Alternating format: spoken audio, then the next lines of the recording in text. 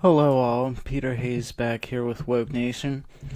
I just got back from a road trip down south with the family. We stopped first in Raleigh, North Carolina to see my brother and his wife. Raleigh's a nice enough spot. It's actually larger than I'd thought. I'd been through Raleigh a few years before, and for some reason I had this idea that it was a tiny, nothing type town. No offense to anyone that lives down there. But I found out it's got some size to it, and where my brother lives is actually a kind of happening downtown area with a ton of bars, restaurants, and condos above the bars. He and his wife actually live above one of those restaurants, or actually it's a parking garage on top of a restaurant, or with a restaurant also attached to it. But it's actually a pretty cool area. It completely changed my view of Raleigh, that's for sure.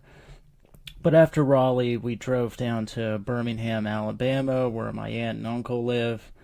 And this is the Deep South, and it's awesome. I absolutely love the Deep South. I love the culture, I love the cooking, I love the heat, even in the peak of the summer, which is when we were there in mid-July.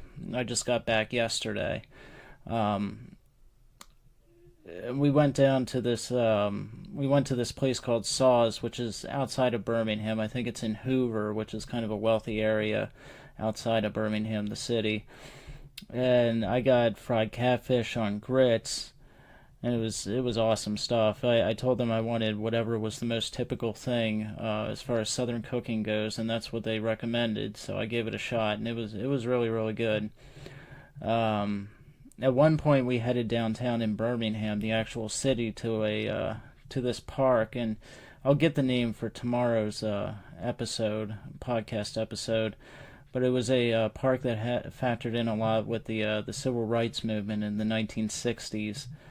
And this park was significant because numerous demonstrations in the 1960s had taken place there with black people standing up heroically and defiantly to racist white city cops. We saw, and I took pictures of the infamous 16th Street Baptist Church where the KKK set off a bomb, I believe on the front doorstep, that killed 4 or 5 people. Like I said, tomorrow, or actually it's the day after tomorrow, I will go into more detail on this topic of race in Birmingham, what I saw and experienced, and what's been going through my mind while I was on this road trip. I'm going to kind of go off in a slightly different direction with things. We'll talk about it tomorrow. Anyway, after that we went to New Orleans, which I adore. It was my first time there. I'd been to Birmingham before, I'd been to Raleigh before, but this was the first time that I'd actually been to New Orleans, and I dreamed of going there since I was in high school. The French Quarter was like walking through a dreamland for me. I always loved those kind of bohemian, bon voyant style neighborhoods, the kind you read about that like Jack Kerouac and the Beat Generation wandered through. You think of Miles Davis and Louis Armstrong and the late night jazz clubs and everything. I just love that kind of stuff. Kind of like Greenwich Village, but the French Quarter is totally unique. There's nothing like it, at least that I've seen or heard of, anywhere else in America, not even San Francisco. The architecture, the food, the locals, the music, even voodoo, which I know I'm not into that at all, but I love jazz, and you can't go to New Orleans and escape jazz. So we left New Orleans after 2 days and drove up to Nashville and spent a couple days there. My wife loves country music and all the redneck fun stuff, so she was in her heaven there like I was in New Orleans. I think we're going to have to do a trade-off, living in each place for a year or something like that. Okay, sorry. What I wanted to talk about here is this, on this particular episode, is this undercurrent of pedophilia that's been snaking under the surface of the media lately. And you see it pop up here and there. I'm not talking about just the news, not just some randy old guy living in his mother's basement caught with thousands of hours of child porn, or doctors abusing their patients. All that stuff goes on, and it's deeply sad and disturbing. What I'm talking about is how the topic of pedophilia is beginning to be handled by the media and the academic world, how it's being handled. It wasn't all that long ago that pedophiles were discussed harshly without any sympathy whatsoever. The tone of the media and just about everyone else was one of disgust and condemnation for the most part, at least what I saw and heard of it. But there have been two recent notable exceptions to that trend which should certainly give us all pause. The first one was one of those TED Talks segments, and the TED Talks has been around for a while, and different I don't even know a whole lot about TED Talks, but they've had it here in Harrisburg before at the Midtown Scholar. A friend of mine that I used to hang out with, Ken, he would go down there and listen to them, and they do talking points in front of crowds about race, sexual orientation, all sorts of things, crime, drugs, religion, everything, psychology. But this particular one, it took place in Germany, and it was on pedophilia. And the woman's name, I'm going to butcher her name just because I'm terrible with these things. It was Mirjam Heine, and she was the lady that gave the presentation. Now, I encourage everyone to go and watch the video for themselves on YouTube or other places online and derive their own opinion of it. I think YouTube has taken the video down just because it was so controversial. Her opinions given in it were pretty badly lacerated and lambasted in the online community. Her peers chewed it up pretty good. And I think TED Talks, because of the controversy, took it down. And I think YouTube took it down as well. But you can, if you just search for the article online, TED Talks, Pedophilia, Germany, and put the lady's name in, Mirjam Heine, H, capital H, small E-I-N-E. You just put that in. There are different websites that actually have the full. I was able. It's only like 13 minutes long. I was able to watch it. But from what I heard and what I saw in the video, and I read a couple different articles on the talk, Miss Heine made the case for basically normalizing, in a lot of ways, pedophilia. The idea is that a pedophile, and she emphasizes it as a non-practicing one, is quote-unquote suffering. The pedophile is. And that's how they should be viewed. So long as a pedophile is not acting on his desires, he or she is doing nothing wrong. She went so far as to say that pedophilia is a normal sexual orientation and that pedophiles cannot help it. They are born this way, she says. Now, I'm sorry, but haven't we heard this before? For every new sexual orientation, we are told, it's okay, you were born this way.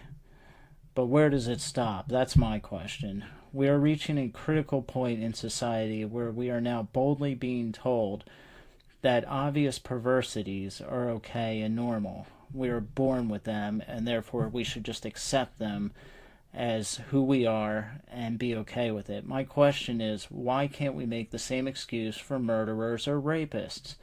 Why can't we say this about a rapist? Why not?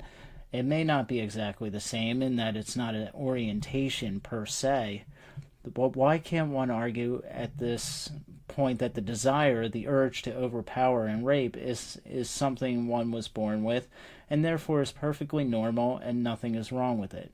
Again, why not? Murder, serial killers could claim the same.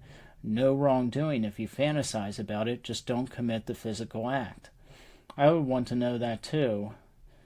In Miss Hine's world, is the pedophile guilty of any wrongdoing if he or she spent their days fantasizing about sexual acts with prepubescent kids, or are they only in the wrong if a physical act has been committed? What about pornography? You might say, well, that's obviously out of the question because in order to make porn you need actors, and so it's wrong to take children and abuse them, etc. Okay, but not all porn is pictures or video. What about pedophile stories? What about drawings? Is that wrong then? What about pedophile anime? What then is the definition of wrong?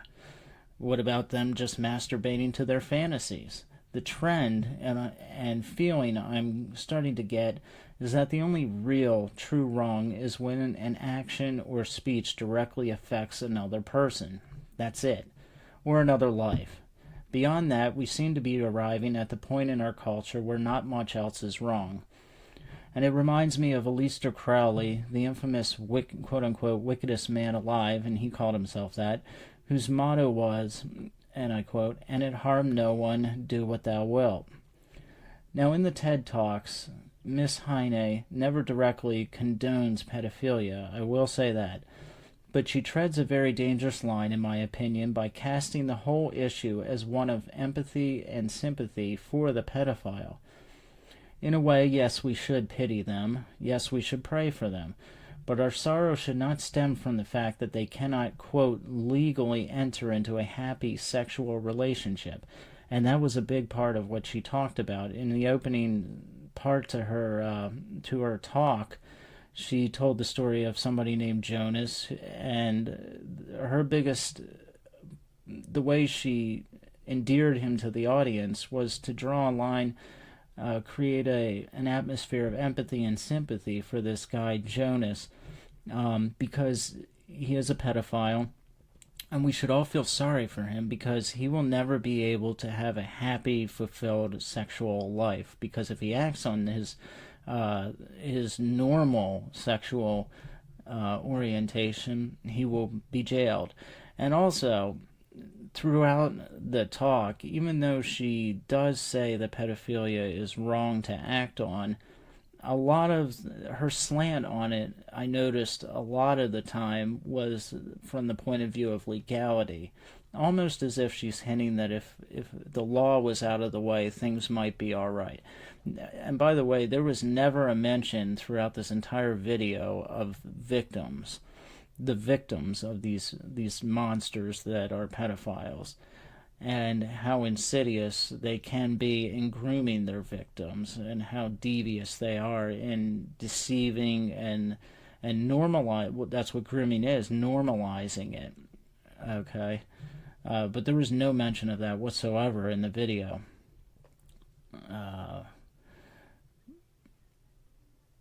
Now, I did agree with Ms. Heine in how we should treat and handle pedophiles who do not act on their desires but wish to seek help and treatment. We should not ridicule them. She does say that, and I agree with that. We should not mock them.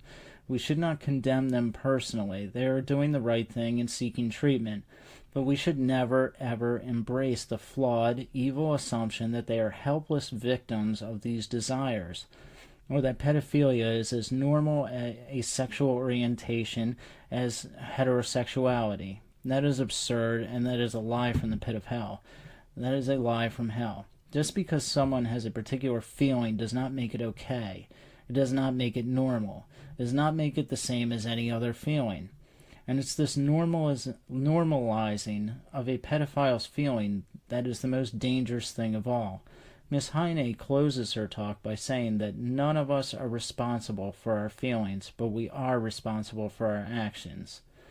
This negates any kind of morality outside of this physical world, obviously.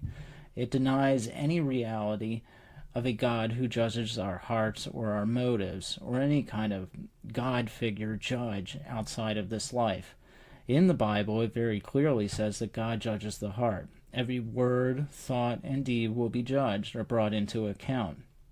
Jesus said that anyone who lusts after a woman has for all in their hearts, has for all intents and purposes committed the sin of adultery. Personally, I don't know much about the idea of feelings and our control over initial feelings. They seem to spring up very spontaneously in some cases. But there are other feelings which are cultivated, groomed, and honed over time and years. We are told to fight against evil, and this includes evil desires. By the way, is there not a difference between a feeling and sexual desire? Or is sexual desire only a feeling? I'm thinking out loud here. I'm kind of questioning. I admit I need to know more about this. But what I do know is that to normalize the pedophile's feelings, desires, as one and the same as a straight man or woman's, or even a homosexual, is to say they have no control, or to say that they have no control of it, over it, is a very dangerous place to put people in society. And to teach children, this is even more frightening, because they are the true victims in all of this. That's what Miss Heine, most importantly, is forgetting. Our sympathy in the end shouldn't really be with Jonas and his said plight of unrequited love and feelings, but instead with the thousands of children destroyed by this monstrous perversion. The second piece, because there were two that I've seen here recently, and this one was even more ridiculous than the TED Talks, was in the New York Times, and this was kind of more of the same. It's touted as an opinion piece, so there's that. It is only opinion, which everything is, but at least they admit it right off the bat. And it was written by Margot Kaplan, and I kind of looked her up on Google, and this woman's pretty well known, at least in her own way, for this is her crusade, normalizing and kind of, throwing a pity party for pedophiles. And it was written by this Margot Kaplan in October of 2014. Miss Kaplan makes the atrocious claim here in the article. I'll read it. This is a quote from the article. She's talking about pedophilia. She notes a couple different misconceptions about it, and her second is, and this is a quote, a second misconception is that pedophilia is a choice. Recent research, while often limited to sex offenders because of the stigma of pedophilia, suggests that the disorder may have neurological origins. Pedophilia could result from a failure in the brain to identify which environmental stimuli should provoke a sexual response. End quote. This is insane. First off, she says there is a misconception.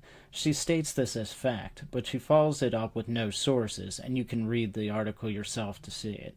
And by saying that, quote, recent research, which she admits is flawed and inadequate, may suggest the disorder is neurological. This is speculation at best. To me, that's the biggest issue in rehabilitating pedophiles. While I encourage the idea of pedophiles seeking help and not acting on their desires, we must be extremely careful about how it's done and how much we normalize this sexual perversion. Never normalize it as a matter of fact. I would never normalize it. Never, never, never. It scares me because even both these women admit that there is very little real research on the topic, and even the research there is flawed and subjective at best. They both admit it in the TED Talks and the New York Times opinion piece. Almost all the claims they make is either not backed up at all by research. They have no citations whatsoever, no footnotes that I saw. And even when they claim there is research being done, they don't, like I said, they don't cite it, and they admit that it is in its infancy as far as its progression, and nothing has really come out of it on a factual basis as of yet. And so to be already normalizing this and saying that it's who you are, and you should not really be, basically not be ashamed of it. This is who you are. You can't help your feelings. To really go that far with it so quickly when there is admittedly by both these women so little research that's been done on it is an actual outrage on their part, and they should both be ashamed of it, and they should be shamed publicly for it, because it is extremely dangerous to normalize and water down pedophilia for obvious reasons, not the least of which is to mention that it's a direct slap in the face to all the thousands and thousands of victims everywhere who have suffered at the hands of these people. My bottom line is this: no matter how much research one does, you cannot escape moral truths. We cannot, as a society, shovel every evil and sin under the umbrella of psychology. Some things are evil. Some feelings are evil. Having a feeling doesn't mean that's who you are. You have to judge that feeling in the light of moral truth, namely the Bible, and decide whether it is something to encourage or fight against. I would hope it is obvious pedophilia should not be encouraged. It is not on par with other sexual orientations. You have to have a bottom line, a moral anchor. Without it, there are no real answers, no real ways to combat these kinds of true social ills. That's my piece for tonight. You have my word. I will have a video out tomorrow and then another podcast the following day. As of right now, I'm on hiatus from work. I'm a cable tech, cable installer.